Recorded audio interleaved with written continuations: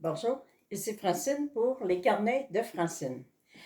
Il y a une pensée que je lisais dernièrement qui disait l'humanité, c'est la capacité d'avoir mal pour les autres, parce que c'est le seul carburant qui mettra fin à l'injustice.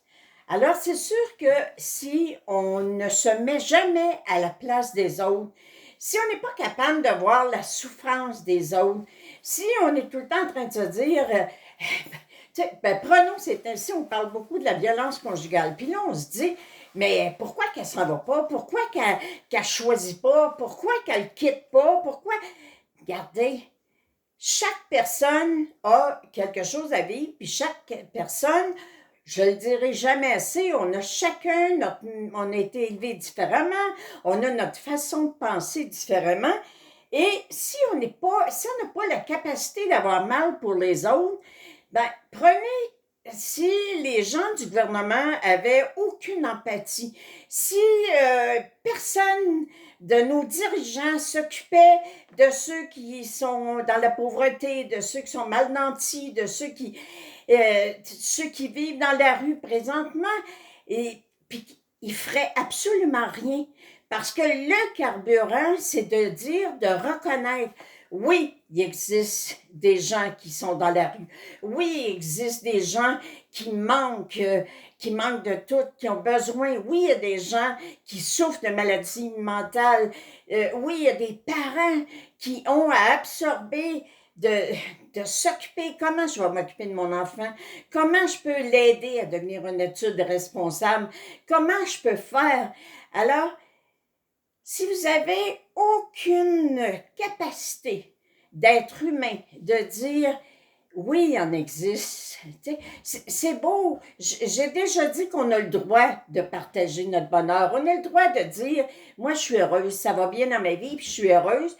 Parce que c'est important que les gens comprennent que quand on travaille sur nous-mêmes, quand on prend le temps de déprogrammer qu'est-ce qui nous rend pas heureux ou qui nous rend pas heureuse et qui empêche notre plan divin de se réaliser, ben, il y a des résultats. Les résultats, c'est que on est plus dans la sérénité, on apprend à s'accueillir, on apprend à se féliciter, on apprend à s'aimer. Mais c'est pas parce qu'on devient heureux, puis c'est pas parce qu'on réussit dans bien des sphères de notre vie que le malheur n'existe pas sur la terre, que personne souffre, que personne n'a besoin que les autres les aident.